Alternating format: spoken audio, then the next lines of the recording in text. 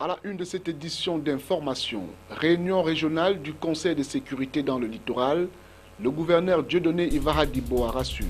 Sur le plan économique, social, politique et administratif, la situation est sous contrôle. À l'extrême nord, le gouverneur évalue les travaux de réhabilitation de la voirie urbaine. Midiawa Bakari se dit satisfait de l'exécution des travaux confiés au génie militaire. Et puis, ce 14 juillet 2016, est fête nationale en France. Le président français François Hollande a présidé aux Champs-Élysées le dernier défilé de son quinquennat. La cérémonie placée sous haute surveillance après les attentats de l'an dernier a mobilisé 11 000 policiers et gendarmes. Voilà pour les titres. Mesdames, Messieurs, bonsoir et bienvenue au journal. Lutte contre l'insécurité. Le gouverneur de la région du littoral vient de tenir la réunion régionale du Conseil de sécurité. Il en ressort que pour le compte du premier semestre 2016, la situation est sous contrôle. Justice Totum et Josué Ngongan pour plus de détails. L'heure était au bilan. Pendant plus de 7 heures d'horloge, le gouverneur de la région du littoral et tous ses collaborateurs des 4 départements ont eu à faire le bilan du premier trimestre de l'année en cours. Sur le volet politique, économique, social et administratif, le gouverneur rassure, la situation est sous contrôle. Nous pouvons déjà dire que le tour d'horizon depuis hier a été celui de voir la température politique de cette région, la température administrative, le volet économique, social et culturel. Donc de manière globale, la région du littoral est sous bon contrôle. Sur le plan économique, nous avons des grands projets, n'est-ce pas, initiés qui ont fière allure aujourd'hui avec les pénétrantes Est et Ouest. Cela est constaté de tout le monde. Et au niveau social, les inquiétudes au niveau des trains, nous pouvons noter que la communauté urbaine a déjà enclenché les travaux d'assainissement de certains trains pour que l'inondation, si elle arrive, qu'elle ne connaisse pas l'intensité du passé. Mais le chef de la région et ses collaborateurs, loin de baisser la garde suite à cette quasi-satisfaction, entendent aller plus loin en développant d'autres plans d'action qui naturellement demeurent top secret. Les dispositions de sécurité sont effectivement prises. On ne peut pas tenir une réunion de sécurité sans prendre certaines dispositions.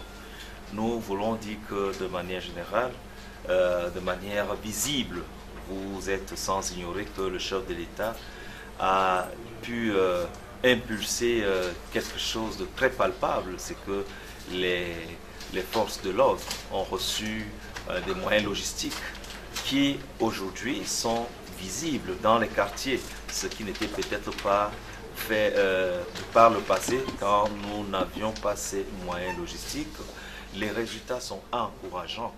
Ça, c'est des mesures parfois visibles, mais je veux dire que des mesures discrètes, la télévision ne les aura jamais, parce que nous devons travailler de manière à faire en sorte que celui qui veut faire mal aux autres ne puisse pas connaître notre stratégie, mais que nous puissions plutôt le surprendre dans sa façon d'évaluer. Cette réunion intervient dans un contexte où le gouvernement camerounais n'a pas toujours baissé la cote d'alerte contre le terrorisme et la sensibilisation des populations sur la dangerosité de leur installation dans des zones à risque. Déjà hier, 13 juillet, le gouverneur de la région du littoral a tenu la réunion du comité de coordination administrative. Une réunion durant laquelle les participants ont eu à exposer chacun sur le bilan des activités durant les 6 derniers mois et la projection pour le mois à venir. Il en ressort que la région du littoral a été sérieusement secouée, particulièrement sur le plan économique avec la chute des cours du baril de pétrole. Justice Totum et Josué Ngongan, reportage. L'économie de manière globale dans la région du littoral est assez éprouvée. On a noté la baisse drastique des importations. Des industries lourdes ont également été sérieusement affectées par la baisse du prix du baril de pétrole. De manière globale, nous notons quand même que l'économie au niveau de la région du littoral est assez éprouvée. Donc en matière d'importation et autres, nous notons quand même une baisse assez drastique. Vous savez également que le secteur pétrolier, depuis la chute des cours de baril, a affecté un peu les personnels et même les entreprises de ces secteurs. Cela peut se noter un peu avec, vous voyez, certains déménagements des personnes partant de Bonapriso pour l'arrière-plan de Douala. Une façon de dire que peut-être avec l'embellie, ils pouvaient bien payer certains frais locatifs, mais avec cette chute, ils sont obligés, n'est-ce pas, de décamper pour essayer d'aller être plus réalistes. Pour remonter la pente, il a été constaté toujours sur le plan économique que plusieurs ont muté de secteur d'activité. L'incidence de cette palliative étant bien sûr le maintien de l'équilibre sur le plan microéconomique. Nous avons noté que peut-être de manière macroéconomique, la crise peut se ressentir, mais au niveau microéconomique, il y a vraiment que la population se bat de manière à survivre chaque jour. Le gouvernement de la République a pu, n'est-ce pas, ainsi impulser l'économie avec certains projets qui se déroulent dans notre région, et nous voulons saluer ces apports du gouvernement de la République, ce qui fait que les activités sont soutenues par certains programmes que nous voyons sur le terrain. Nous avons le Premier ministre qui était déjà descendu pendant ce semestre pour le Business Forum. Et les PME, n'est-ce pas, se sont ainsi sentis galvanisés pour pouvoir apporter leur contribution. Ces affirmations étant la preuve des efforts consentis par le gouvernement camerounais pour l'émergence économique malgré le taux de chômage toujours assez considérable. Restons dans la région du littoral et particulièrement à Douala pour parler de la dématérialisation des procédures du commerce extérieur par l'opération de gestion du fret terrestre en ligne. Le lancement officiel de l'outil a eu lieu ce 14 juillet 2016 dans la capitale économique. Il s'agit de la déclaration de fret, la lettre de voiture internationale et le sauf-conduit international. La cérémonie était présidée par le représentant du gouverneur de la région du littoral. Reportage Éric Ticheux et Benoît Dogmont. Supprimer la paperasse pour les opérations du commerce extérieur, s'arrimer à l'économie numérique et réduire les coûts et délais, voilà qui viendrait faciliter toutes les formalités du commerce extérieur, ce à travers des échanges électroniques d'informations, aussi bien au niveau national que sous-régional, avec en toile de fond la limitation, voire l'éradication des tracasseries de transit du fret terrestre. Mais il faut comprendre que les tracasseries, c'est un problème des hommes. Ça n'a jamais été une recommandation gouvernementale. Bien au contraire, le gouvernement lutte justement pour essayer d'éradiquer systématiquement ces tracasseries que nous décrions tous. Simplement pour ce qui concerne l'opération que nous venons de faire aujourd'hui, elle va forcément obliger ces agents tracassiers-là à ne plus être présents parce que ce ne sera plus de la paperasse, on ne va plus tenir les documents entre les mains. Ce sera, n'est-ce pas, tout sera en ligne, aussi bien à notre niveau qu'au niveau des corridors.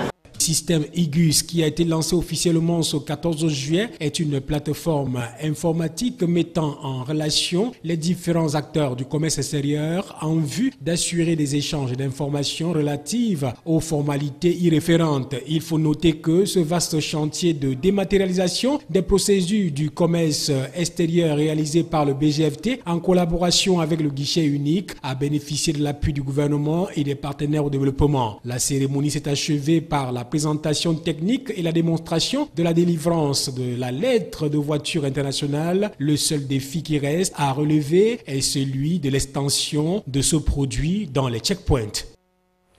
La suite du journal se passe dans la région de l'extrême nord. Le gouverneur, là-bas, évalue les travaux de réhabilitation de la voirie urbaine confiée au génie militaire.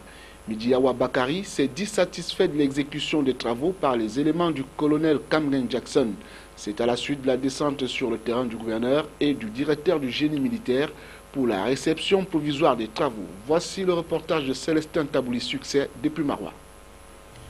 Rendu à la fin du mois pour sa première phase, les travaux de réhabilitation de la voirie urbaine de Marois confiés au génie militaire sont exécutés selon les règles de l'art. Les artères de l'avenue Kakatare et les autres affichent un visage plus reluisant. Le constat est du gouverneur qui a personnellement fait la descente sur le terrain pour s'assurer de la réalisation à 100% des travaux, dont la première phase consiste essentiellement à l'assainissement. Les travaux de la réhabilitation de la voirie de Marois, il faut le rappeler, d'un montant de 2 milliards qui ont été lancés il y a plus d'un an. Nous avons donc touché du doigt Préalablement, nous avons eu une réunion de mise au point pour accorder nos violons. Une fois sur le terrain, nous avons donc pu apprécier effectivement le travail qui a été abattu.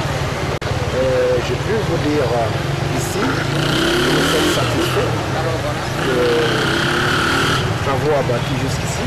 Pour la première phase des travaux dont le coût se chiffre à 800 millions, il a été question de construire des ouvrages d'assainissement sur les tronçons Carrefour Diarma, Carrefour Province, Avenue Kakatare, Carrefour Province vers la résidence présidentielle. Il s'agit d'environ 4000 millilitres de caniveaux bétonnés et presque 9 dallots dont les plus larges sont d'une longueur de 18 mètres et une section d'environ 3 mètres 2. En plus des travaux contractuels, le génie militaire a réalisé 360 mètres de linéaires supplémentaires de drains exutoires dont les profondeurs varient entre 1 et 1,8 mètre pour assurer une bonne évacuation vers le maillot. La deuxième phase des travaux qui consacre le traitement du corps de chaussée va démarrer dès la disponibilité du crédit. La première phase s'étendait sur 12 mois, ont commencé le 15 janvier 2015 et se sont achevés le 2 février 2016. Le coût global des travaux pour les deux phases s'élève à 3 milliards de francs CFA. Chaîne de la dépense des fonds publics, deux maillons importants, les ordonnateurs et les contrôleurs financiers auprès des ministères, des établissements publics administratifs et des collectivités territoriales décentralisées, suivent depuis le 13 juillet 2016 à Yaoundé un séminaire de formation sur la mise en œuvre du plan de modernisation et de développement de l'activité de contrôle financier pour une dépense de qualité.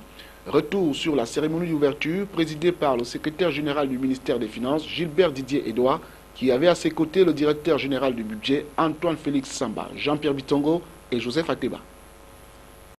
La poursuite de la mise en œuvre des réformes engagées sur les finances publiques dans les volets budgétaires, financiers, comptabilité matière et la recherche systématique de la performance telle que prescrite par le régime financier de l'État exige que les personnels du ministère des Finances en général et singulièrement les contrôleurs financiers et les ordonnateurs des crédits publics aient une parfaite connaissance de leur rôle, de leurs attributions et du cadre juridique de leurs activités respectives, ce d'autant plus que ces deux maillons entretiennent souvent des rapports conflictuels qui plombent parfois la bonne exécution des budgets publics. Depuis 2007, le Cameroun est inscrit dans la dynamique de la performance.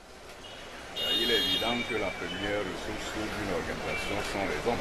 Du coup, les contrôleurs financiers sont des acteurs majeurs dans le cadre de la performance de la gestion budgétaire.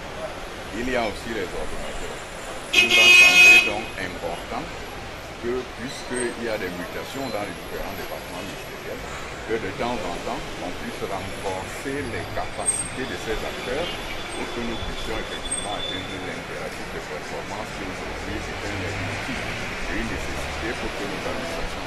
À en croire le secrétaire général du ministère des Finances, la plupart des récriminations enregistrées à l'encontre des contrôleurs financiers, gendarmes de la gouvernance financière budgétaire et de la fortune publique et des ordonnateurs trouvent en partie leur justification dans la qualité parfois médiocre des capacités professionnelles de ces acteurs qui, par conséquent, ne jouent pas chacun son rôle tel que défini par les tests en vigueur. Ce séminaire qui s'achève le 15 juillet 2016 se propose d'apporter des outils devant permettre aux différents intervenants de la chaîne budgétaire de jouer véritablement leur rôle à travers le renforcement au maximum de leurs capacités professionnelles. Nous voulons que la dépense, qui aujourd'hui est bien orientée, c'est-à-dire élaborée sous forme de programmes visibles avec des indicateurs de performance, des objectifs clairs, que cette dépense-là puisse réellement atteindre ces objectifs. C'est donc important de mettre en synergie les contrôleurs financiers, qui un peu sont les gendarmes, comme l'a dit le secrétaire général tout à l'heure, et ceux qui sont les contrôlés, pour qu'effectivement tous comprennent qu'ils sont là en train de servir une même cause.